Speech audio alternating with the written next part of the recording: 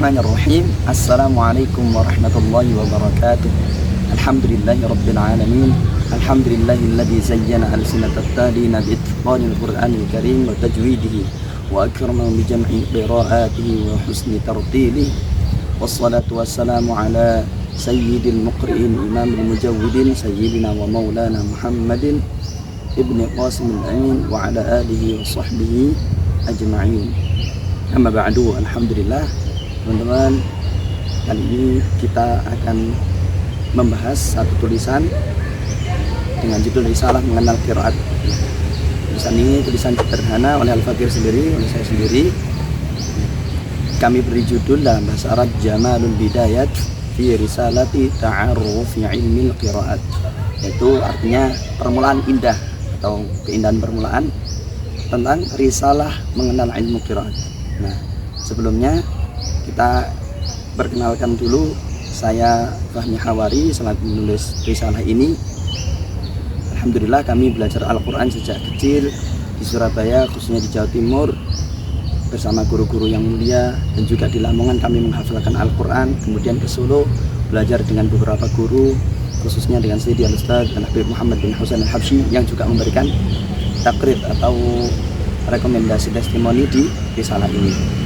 Juga kami talaki kepada Sayyidi Syekh Mahir Hasan Al-Najid bacaan Al-Quran dan juga beberapa kitab-kitab para ulama, alhamdulillah. Nah, teman-teman semuanya, risalah ini asal mulanya kami tulis dari tulisan kami ketika skripsi. Kami lulus dari sarjana jurusan Bahasa dan Sastra Arab di Ma'had Ali Ta'mirul Islam Surakarta.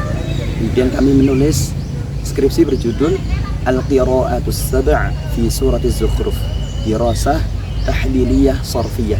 Di sana ketika kami menulis bab 2, kami merasa sepertinya perlu mengenalkan lebih lanjut tentang qiraat sebagaimana yang kami tulis di bab 2 tersebut. Sehingga dengan inisiatif itu, setelah tuntas skripsi, kami alih bahasakan yang awalnya skripsi berbahasa Arab, kami tulis dalam bahasa Indonesia dan juga dikemas untuk bisa dikonsumsi oleh awam, sehingga bahasa-bahasa ilmiah yang lain yang ada di skripsi tersebut kami kurangi dan ringankan dengan berbahasa Indonesia di risalah mengenal qiraat ini. Nah, alhamdulillah, sebenarnya tulisan ini tulisan sederhana karena judulkan risalah, karena ini sebenarnya tulisan ringkas dan sederhana.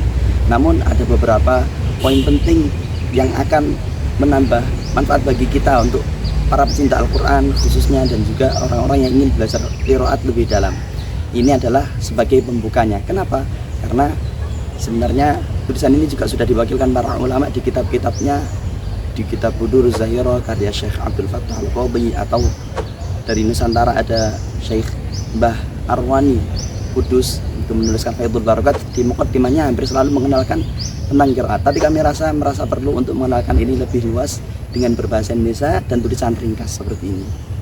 Nah, beberapa poin-poin penting yang disampaikan di risalah ini adalah, yaitu apa itu qiraat tentunya yang pertama. Yang kedua, kenapa kita harus belajar qiraat atau belajar Al-Quran seperti itu, kenapa? Nah, pentingnya qiraat ini apa, seperti itu. Kemudian kita juga akan tahu gimana asal muasalnya ada qiraat Al-Quran, bacaan Al-Quran yang beragam seperti itu. Gimana dulu Nabi menerima wahyu, sebagaimana kok bisa sampai ada beragam bacaan.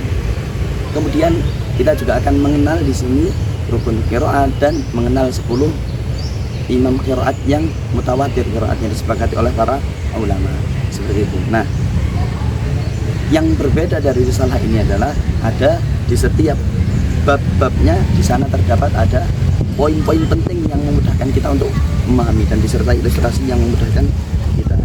Dan juga di akhir, di bagian pengenalan imam-imam qiraat, di sana juga disertakan bagian sanad para imam qiraat yang menunjukkan bahwasanya bacaan setiap imam ini mutawatir sampai kepada Nabi SAW, sahih sanadnya, seperti itu.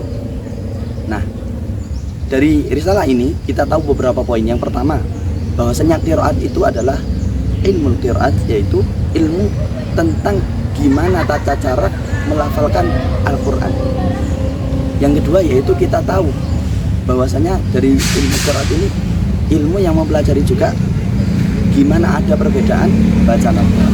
Kemudian dari sini kita juga tahu bahwasanya ilmu qiraat yaitu ilmu yang mempelajari bagaimana tata cara baca Al-Quran dan juga bagaimana bacaan satu imam dengan imam yang lain, apakah ada perbedaan, dan disandarkan kepada para imam tersebut.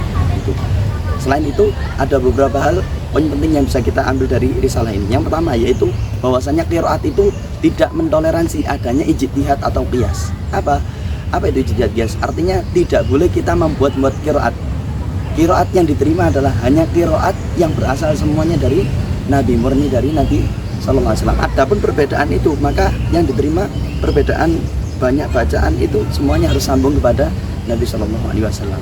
Kemudian yang kedua, kita tahu bahwasanya dari tulisan ini kita tahu qiraat itu ilmu yang penting untuk meneliti keabsahan bacaan Al-Quran.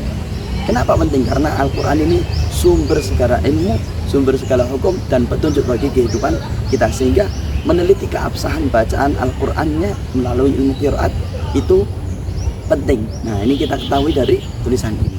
Kemudian yang berikutnya, bahwasanya kita tahu asal muasal qiraat itu adalah dari Nabi Shallallahu Alaihi Wasallam yang menginginkan kemudahan bagi umat. Awalnya turun Al-Quran ini dengan satu huruf atau satu ragam bacaan saja, mudahnya seperti itu. Kemudian Nabi Shallallahu Alaihi Wasallam meminta keringanan kepada Allah melalui malaikat Jibril, sehingga turunlah, singkat cerita, turunlah dalam 7 huruf atau kita kenal sab'atu ahruf, yang maknanya bisa dibaca lebih lanjut di risalah ini.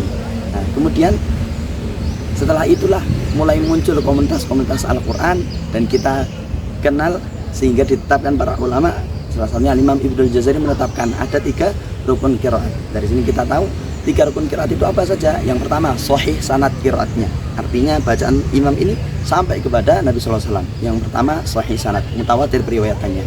Yang kedua, bahwasanya satu qiraat ini dikatakan sahih, dikatakan dia bacaan yang benar, itu karena dia sesuai dengan kaidah bahasa Arab. Yang ketiga, bahwasanya qiraat ini sesuai dengan Rasm Utsmani, yaitu mushaf yang ditetapkan kaidahnya di masa Sayyidina Utsman bin Affan. Nah, kemudian poin berikutnya yang kita dapat ambil dari tulisan sederhana ini, bahwasanya ada 10 imam qiraat yang disepakati kemutawatiran atau sahih bacaannya, yang benar bacaannya seperti itu. Siapa saja beliau? Yang pertama Al-Imam Nafi', yang kedua Imam Ibnu Katsir, yang ketiga Imam Abu Amr, yang keempat Imam Ibnu Amir, yang kelima Imam Asim, yang keenam Imam Hamzah, yang ketujuh Imam Ali Al-Kisai.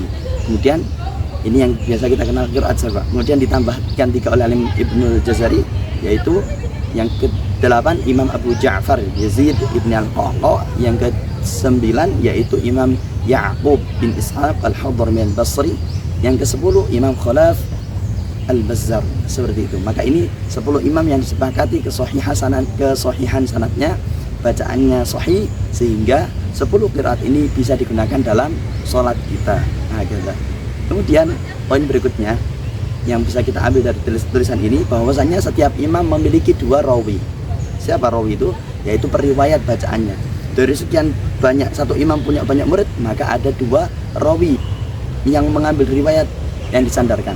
2 rawi ini ada yang murid langsung dari imam, ada yang tidak langsung, mungkin dengan perantara 1-2 perantara gurunya menjadi rawi. Nah, ini yang bisa kita ambil dari tulisan ini, dan kesemuanya rawi, 2 rawi ini kemudian sambung kepada gurunya sampai kepada imam qiraat tersebut, dan imam qiraat yang 10 tadi sambung sanadnya kepada Nabi Sallallahu Alaihi Wasallam. Kita dapat ketahui informasi ini ada di tulisan sederhana kami, ini risalah mengenal qiraat atau Jamalul Bidayat fi Risalati Ta'aruf fi Ilmi Al-Qira'ah. Bagi teman-teman yang ingin membaca lebih lanjut, ingin mengenal lebih lanjut, insya Allah akan mendapatkan banyak manfaat dari tulisan sederhana kami ini. Dan tentunya tulisan sederhana ini tidak luput dari kekurangan dan kesalahan. Kami menerima kritik, saran atas segala tulisan ini, dan mudah-mudahan Allah menerima sedikit usaha ini, ikhtiar ini, agar menjadi manfaat bagi umat Nabi Muhammad SAW. Mudah-mudahan bisa terserahkan kita semua, dan mohon maaf, terima kasih atas perhatiannya.